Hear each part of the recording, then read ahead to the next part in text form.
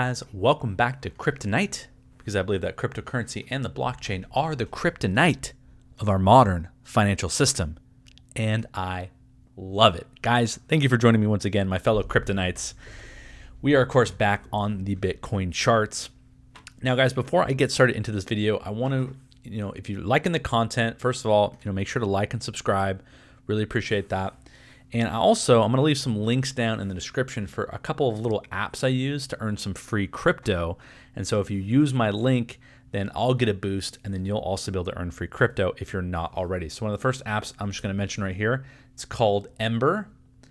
And I'm going to show you what it looks like, so that way when you look it up that you will know, well, actually when you go use the link. So let me see here. So you can see on my phone that it is in, it's the first time I'm trying this. So it's called Ember. Right, so it looks like this little green thing right here. Basically, you don't mine Bitcoin, right? Because we know that mining Bitcoin is very difficult, and you need a very strong computer. But it does it via server, so all you have to do is check in. So I'll go to the earn section here. I'll show you guys. So right now I'm up to about 947 satoshis, which again isn't a whole lot, but when it comes to Bitcoin, guys, we're in it for the long term, right? We think Bitcoin's going to go to maybe eventually $1 million someday. So if you're stacking satoshis today and compounding that by spreading the word to others, and also, because obviously it says boost your rate with a little invite, right? So if I invite you guys, I can boost my rate of mining these satoshis. But basically, I just check in once a day, and then it starts earning, and that's literally it. I literally press a button once per day, and it earns me some free satoshis. So I'm going to leave that link down in the description. Use that link, and then I'll get a boost, and you'll start earning some free Bitcoin. And that's actually, I'm only going to talk about that one today. We'll kind of go one at a time with those apps, because I always like to earn me some free cryptocurrency, guys. That's all it's all about. So stacking my sats in multiple ways. I'm buying it. As you guys know, I bought at 18,700 was my price, and I even bought some more. Well, I've been buying all the way down since 30,000, pretty much. I bought almost at every level. So still got a good amount of cash on the sideline, still working my butt off doing Instacart when I'm not on the charts. So any support you guys can for my channel, I would totally appreciate it, because Instacart is absolutely kicking my butt, and eventually I don't want to have to do that anymore. I want to be able to do this stuff right here and become a full-time trader. So I'm working towards that. So if you guys could support the channel, that would help me out a lot.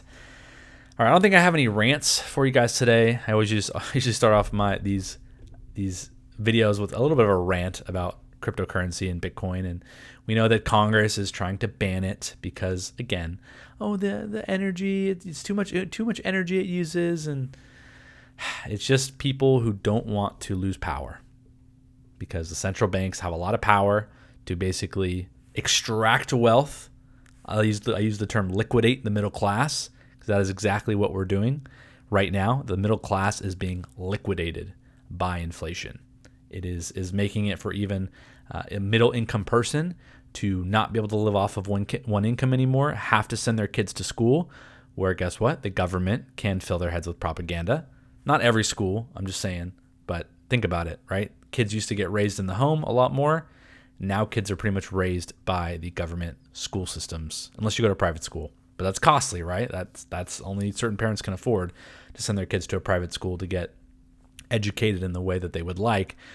Vast majority of people go to public school, and the government essentially runs that. So kids are not being raised by their parents with their parents' values anymore. They're being raised by the government's values, based on what is chosen to be taught in schools, which, if you're following what is being taught in not only elementary and going up, but also in college, the shifts in what is being taught, it is terrible. I mean, what these kids are learning is just anti-American. Basically, they're just learning to hate America in these school systems. They're literally teaching them to be like, the founding fathers were racist and blah blah blah, and they're terrible, and America was founded on racism and slavery and blah blah blah. It's such a terrible country. And I'm like, yeah, so terrible.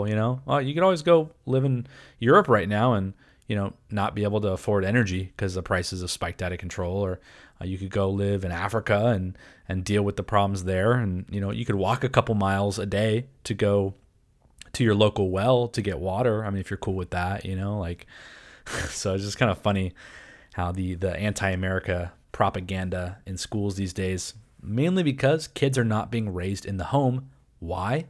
People can't afford to raise their kids in the home. Right now, due to inflation, I believe a large part, and too high taxation, both parents have to work to be able to afford even just a house, right? And even that is becoming less and less affordable for a middle-class person because they just don't have the buying power anymore because their buying power has been inflated away by central banks. So now only very elite, very rich people are able to, and eventually as time goes on, will be able to own homes, and they will rent it out to the 98% of us who are not in that top tier of people as the middle class shrinks. And when the rich get rich, select few, and everyone else gets poor as their buying power is inflated away. So that is literally, this is the shift that's been happening over time. Kids raised in the home with family values. Now, inflation. Okay, now I can't afford to live off one income. So now both parents have to work, which means we send our kid away to school for most of the day. Now it's public school because we can't afford private school. Again, no more buying power. And now, the government teaches our kids what to believe about and how to think, and doesn't really teach kids how to critically think or teach them really common skills that you would need, like, I don't know, budgeting or finance. Or I'd like to tell the story. Guys, no one ever taught me about real estate until my roommate actually told me, hey, I was able to actually own a home with only $1,000 down. And I thought, you're on meth, you're on heroin. What are you talking about? He's like, yeah, I had a good job. And as a first-time buyer, there's a special first-time buyer incentive. I got to put $1,000 down on like a condo that was, I think it was worth, $130,000, $40,000 at the time. And he didn't own it outright. Obviously, the bank still owned it, right? He still was making payments. But as that property grew in value, that was his profit, right? And so he eventually ended up selling that condo and making a really nice profit off the equity, even though he never owned it outright. And I just thought, why was I never taught that in school?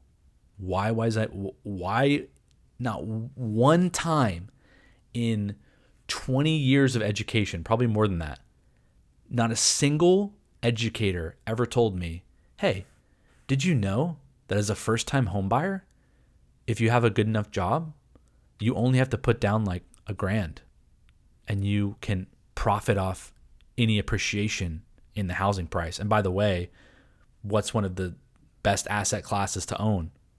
Real estate. What usually appreciates? Real estate, right? Because there's a limited supply. Why in 20 plus years of education did not a single educator ever tell me that? And I had to learn it as a 30-year-old man from my roommate. That's disgusting.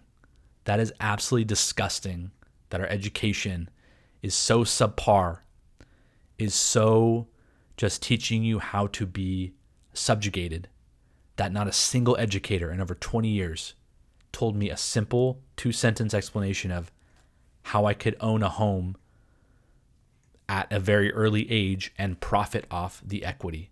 Not a single educator, guys. That's ridiculous. That's like a basic thing, right? I learned all this crap that I never use. I'm not saying it's not good to learn some of that stuff because some kids are interested and some kids will go on to pursue those things, whether it's science or math, whatever. But come on. Something so basic is not. The only thing I got finance-wise was half a semester of economics. That was it. So that just goes to show you where our education system is at. What the government wants to teach our kids isn't really maybe what they really need to learn, right? I think we need to learn. I think psychology is important. I think nutrition is incredibly important. So many people don't know absolute jack diddly squat about nutrition. We take like one course. Doctors, literal doctors, guys. I know more about nutrition than your local general practitioner doctor. Their only requirement for nutrition, I think, is maybe a class or two. That's it.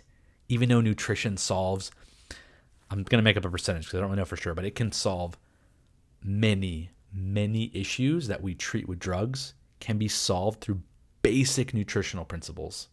Basic stuff can solve many, many problems. And I know more about nutrition than your general practitioner doctor who makes over 100K, 100 to 150K per year.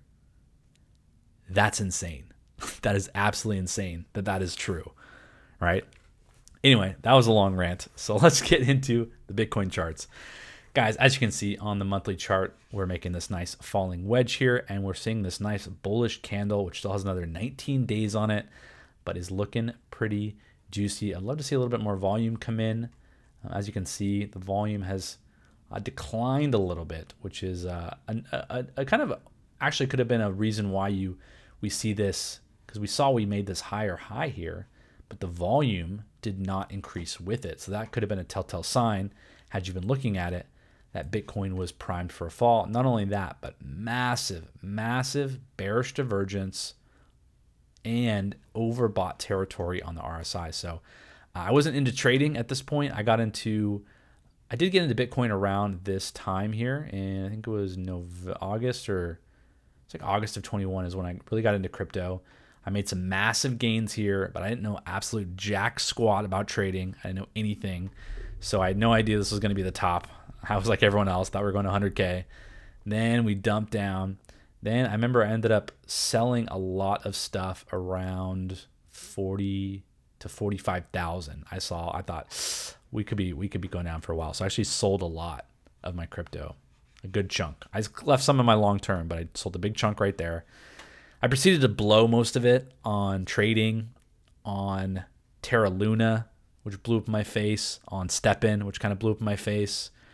Everything else is honestly, I've just held, and I don't even really look at it anymore. I have it in some exchanges that give me some staking rewards, and I just let it compound on itself, and I don't even look at it. I don't even want to look at it. It's probably so low, but I don't care because I'm holding that and letting that compound. So when we hit the next bull run, that bag is going to be worth a lot. So I'm pretty excited about the future. All right, let's jump down to the weekly time frame. As you can still fighting with that 200 moving average. We talk a lot about that, so I won't go into that. I talk about it a lot more on my other videos, but still fighting with that, 200, and that's where we expect and often get our support and our, start of the next bull run, which again usually doesn't start with like a big pump. Usually it'll slowly kind of work its way up, and as you can see, we even hit a high and then came back down, and then so we still have a long way to go until we hit the next true bull run. I mean, we've got months, guys. So get ready, get relaxed, just start accumulating, make some trades, and we'll kind of go from there, basically. All right. Let's hop down to the daily time frame here. As you can see, we have not actually come down and got supported by our wedge here. And again, the volume is actually staying pretty steady all the way down here, which is good. And we still have room to go here on the RSI. We hit about the mid-level here. So we still have some room. If we want to continue to move up potentially, we still might have a little bit more room before contacting this downward trend line, also getting close to this 200 moving average as well. And that's what I've been talking about. We'll see the true decision on whether or not the bear market is continued is when we contact this trend line, which probably won't be for another, well, it could actually be fairly soon. Could be at the end of this month, potentially. We could see finally a contact here of this downward trend line. If we are rejected and we'll continue down, probably hitting the bottom of this wedge, probably, dipping below our previous low, probably getting that $14,000, $15,000 range, which I've been saying, to me, $14,000 is pretty much my lowest. I'd pretty much go all in at 14. My box that I drew on a previous chart is pretty much anywhere from like 11 to 14. I would basically be going all in. I'd be selling everything I have basically to try to get more Bitcoin at that point, honestly. I'm like looking around my room thinking, okay, what can I sell? what has value? Oh, I could sell that. I could sell that. I could sell that. So I'm already trying to plan out what physical possessions I own that I'm going to sell so I can try to buy some more Bitcoin. If it were to dip that low, I would also look to probably sell the farm if we break out and get a retest, kind of like we got here with this sort of mini falling wedge. Where we got essentially we essentially got that, right? We got a breakout and a retest and this nice bullish move, showing that we, eventually want to get to the top of the wedge. So if that happened here on this bigger wedge here, wedge within the wedge, gotta love it. We say we break out, come back down, maybe retest here at 20,000 again because we really want to hang out at 20,000, and then boom, that's when that's number 2 where I'm like, okay, I'm going all in. What can I sell? Those are pretty much the 2 points I would look to pretty much just sell. And again, it's not financial advice. I'm not a financial advisor. Do your own research. This is for entertainment purposes only. I'm just a kid trying to have fun in this world. All right, let's jump down to the 4-hour where we are getting oversold here on the RSI, which usually does mean that we got a little bit of a cool down. We're also contacting the 200 moving average here. We got actually rejected by it once, and actually we're able to break above it and are actually holding it at the moment. But the moment we break below this again, and as you can see, guys, we're already developing some divergences. As you can see right here, we have a slight, an ever so slight bearish divergence. It's not a big one because we essentially made the same high here on the RSI, even though we made a higher high. That's a slight bearish divergence. That isn't a full-on bearish divergence. However, one more thing to look at too is the volume. Big volume spike, and now a lower volume push on the second one. It's also a divergence. You don't want to see volume lowering on while price is making higher high. It's like people are losing enthusiasm almost for the move. However, if we go to the shorter time, if we go to the hourly, we can see that this is not a slight bearish divergence. This is quite a large, multiple bearish divergences on the Bitcoin price here, which again is just more of a sign that we are due for some cool off. Again, you can see that volume like we looked at on the 4-hour. So this is saying, hey, we're probably going to cool down here, and that's totally fine because we pull out our fib retracement here. We can see that we ran all the way, guys, to the 3618. Crypto can do this. Usually in Forex or kind of more standard markets, you'll run to the 1618 and then it'll kind of stop for a while. Crypto is a little more crazy, and it can absolutely, like it did here, run all the way to the 3618, and that is where we're getting some strong resistance here. Usually, I mean, you could go to the 4236. Obviously, there's another higher target, but that is already quite overextended and quite a large run. So, bravo to any of you who took a trade off that W kind of double bottom, almost like cup and handle, really. Cup and handle pattern. If you took that, I was able to win a couple scalp longs here. I'm not much of a swing trader, but if you are, it would have been a great trade. This right here would have been pretty incredible trade right there. Wow. So now the question is, if we do cool off, how long are we going to cool off for? And it's one thing we can look at. We'll pull a fib retracement here. I can't really see where that bottom is. Let me go up a time frame. If we pull out our fib retracement as if it's a downtrend, as you can see, I did it differently where the 1618 is now going to be down here instead because we are in this longer term downtrend, even though we're in a shorter term uptrend. As you can see, we are making contact with the 0.5 Fibonacci level, which also has some nice touch points, 3 nice big wicks here. So we know there's a lot of resistance right here. As you can see, we pretty much hit that point to almost the exact level.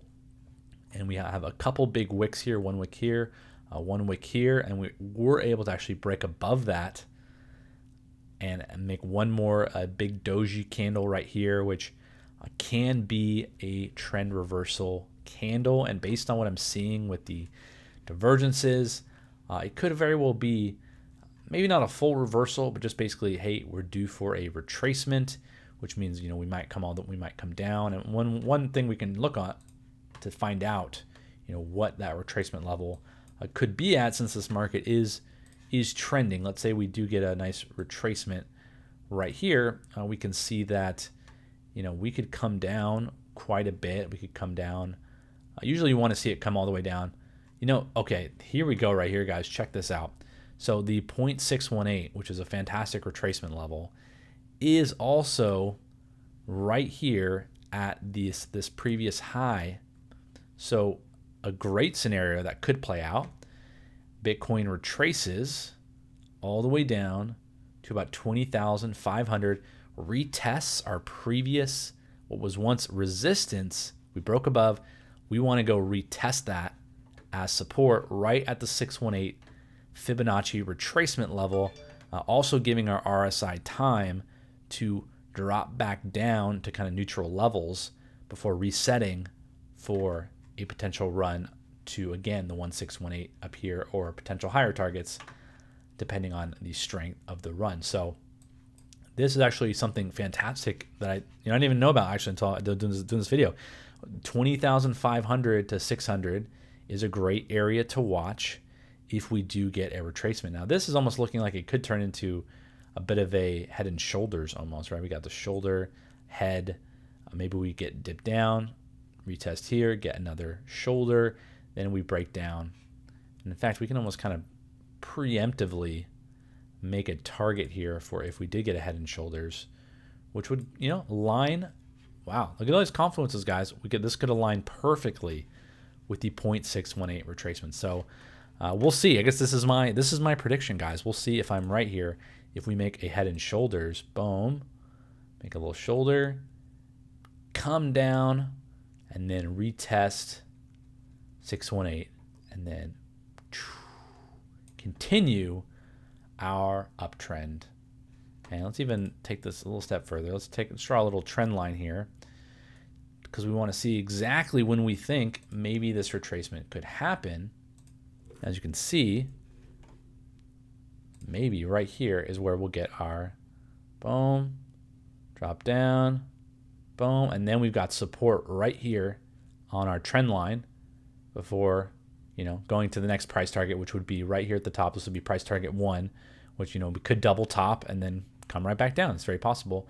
Or, we're able to break above that, retest that, and then continue. And then that's when right here is where we'll really kind of see what is going to happen with Mr. Bitcoin. So that is just one prediction I have of what you can look for. So right now I am kind of more looking for short positions, as much as we still have this really strong uptrend with the Heiken Ashi candles as well. So but again, we are seeing the 200 rejection on the 4-hour. We're seeing that 0.05 rejection potentially. So we do need to wait and see a candle formation. Right now, there's nothing other than, I'd say, maybe the doji. You could make the case that was the candle formation that you wanted to see, showing that we are coming back down. So at the very least, I would look to trade this range right here, because again, we could see that head and shoulders come down, then come up. So you could see sort of this range here in between these two Fibonacci levels kind of happen as well before hitting this upcoming trend line at some point. So maybe look for short positions, and or just kind of view, it's consolidation time, and so you're going to want to look and trade between this range. If we come all the way down to 786, you might want to try to look for a long position. And then if we, obviously we just hit this top here, which is why maybe you are leaning short in the short term. Still a little bit risky with how bullish everything is. And in fact, let's go to the 4-hour on I want to see what the momentum candles. I have a chart here with momentum candles, and I want to see on the 4-hour. What happened to my... Okay, let's go to the 4-hour on this guy. So still, again, a lot of bullish momentum along with the... I should go like an Ashi. Yeah, so still, it's, again, tough to short when you got that much bullishness. We want to see that RSI drop below 50 to where we know that, the momentum is to the downside, and we might be getting that here pretty soon with that RSI nice and high. So this is also something I drew here. This, again, kind of coincides with what we were talking about. This is a support box. As you can see, we made some touches here, lows. We made some touches here that was, this was resistance here, support here, broke above it. So it only makes sense for us to come down, which I have this drawn again as well on the 0.5. It only makes sense for us to come down into this support box, which would be about at the kind of 618 like we had talked about before. So, and the way it's rounding as well, whenever you get that rounding, that usually means we're coming, all right, if you get like an upswing and then a sharp downward angle like this, that can be, a bull flag, bull pennant, bull channel. But when you get a rounding of price action, that typically means we're going to round down like so. It's not the most bullish looking thing, right? You want it to go up, you want it to have a sharp angle down during the retracement, and then more bullish. But this is showing a nice rounding going on. So another thing to look at, I don't have this chart up, but the Bitcoin dominance chart is at a key support level, which shows that Bitcoin might be due to rebound here based on that. And of course, guys, we're always looking at the DXY, which I can't give you any new information on the DXY because this pretty much stops once the markets stop, and we are at the weekend. So as you can see, nothing much is going on here, and we're just kind of waiting.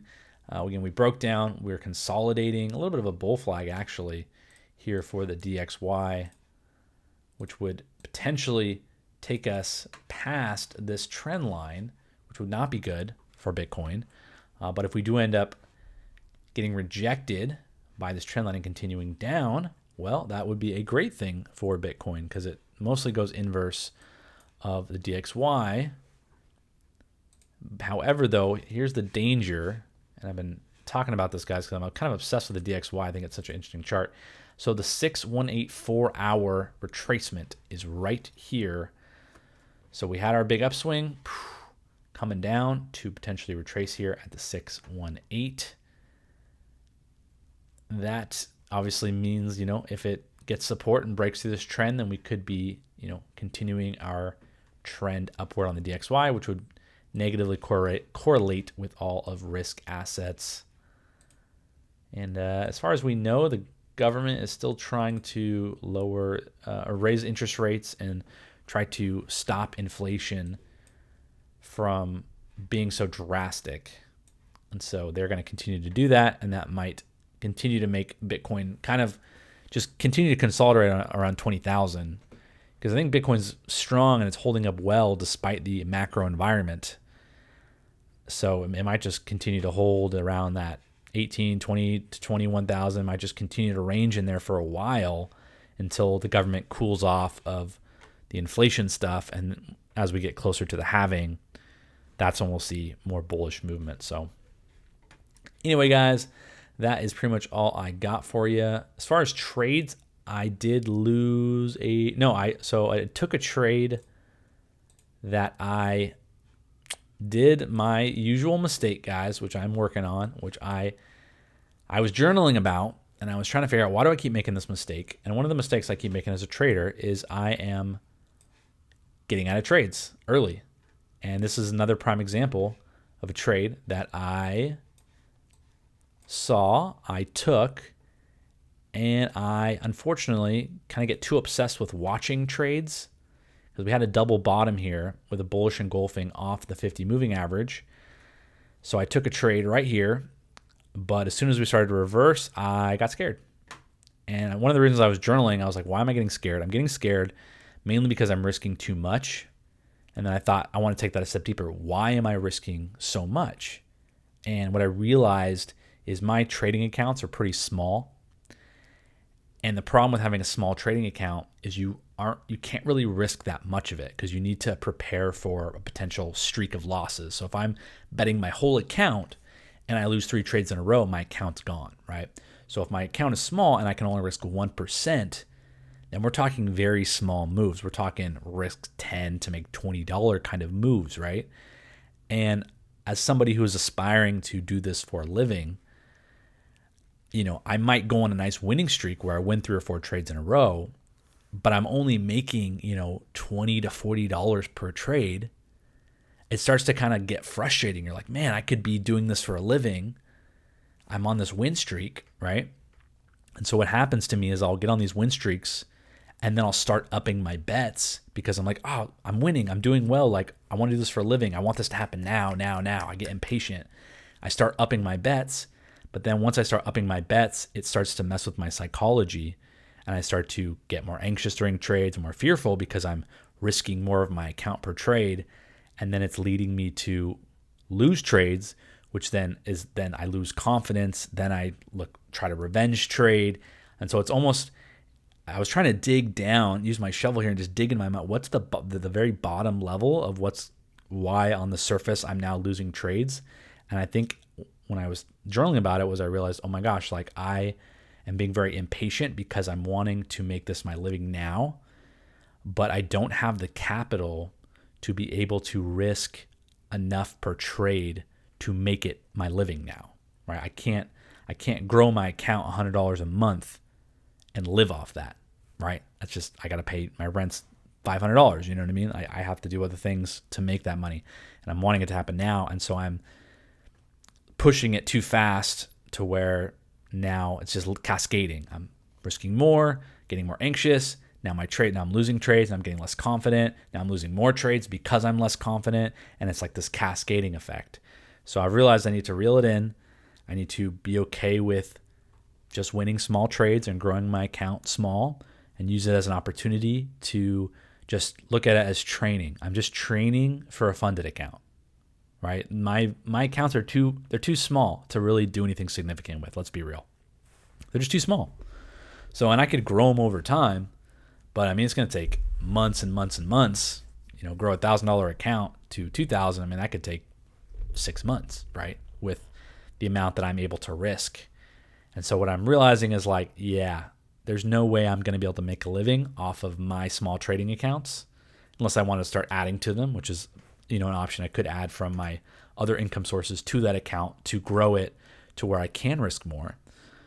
Or option 2 is just to train and get prepped for a funded account, which is someone else's money, but is a lot more, so I can risk more per trade, and I can actually make it something where this could be my living, right? So that took some journaling and some reflection to realize kind of what was happening. So I think now that I'm coming back, okay, I'm going to start lowering my risk and start making, so I think I will be able to get back on track, because I'll stop exiting trades, I'll stop revenge trading, I'll win more trades because I'll be less anxious when I'm looking at the charts. And I think overall just make better decisions because the money amount is right on par with the account size, which should put my mind to ease, therefore making my trading psychology a lot better. So I know I explained that in a lot of detail, but that's just kind of what you have to do as a trader. You got to journal every day. You got to figure out what's happening to me. Why am I feeling this way? Why am I going on this losing streak? What is it? Is my TA bad? And I realized my TA was actually good. It was just my confidence kept going down because I was betting too big, which was causing me more anxiety, which is causing me to trade worse, and then lose confidence. And it's literally like a cascading effect where you lose trades, you lose confidence, you lose more trades, you lose more confidence, and it like cycles down really fast. So I'm like, okay, if I risk real small, then I'll be a lot more, I'll just make trades and I won't really care because it's such a small risk. And then I'll win more, and then my confidence will go up, and I'll win more, and my confidence will go up. And then it have the opposite effect of the negative side. So that is what I'm going to be doing, and I'm going to just be essentially training and getting ready for when I'm ready to try a funded account, so I can make sure that I win that funded account and I'm able to actually bet with some real money, and then I can slowly trickle down my other avenues for revenue and focus more on trading. But anyway, guys, thank you for listening to or watching this. I'm so used to doing podcasts. By the way, I do have a podcast. It's called Next Level Health and Crypto. If you want to check that out, feel free. It's on all apps, all podcast apps, Spotify, Apple, Google Music, everything. Next Level Health and Crypto. You can check that out. I even might want to I'm considering starting a crypto podcast of sorts at some point, because I do love to talk into a microphone, as you can tell. Guys, as always, make sure to save your money, grow your money, buy some Bitcoin, because we all know that dirty, dirty fiat currency is the ultimate meme coin. They can just make as much as they want.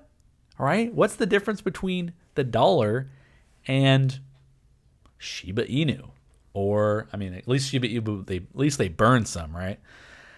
Right? I mean, the only difference is like more people use, proof of war is actually a great term I heard from somebody. The reason why people use the dollar is because it's based on proof of war, because our government and our military are really strong. So we can enforce using of this currency that we can print because proof of war. That's kind of crazy. I never thought about it that way. It's like, dang, that's actually kind of spot on, right? This is worthless pieces of paper that have no backing whatsoever, but they have the backing of proof of war. America will not back down from you. So that's why I like Bitcoin, because proof of work, baby. Proof of work. All right, guys. I'll see you on the next one.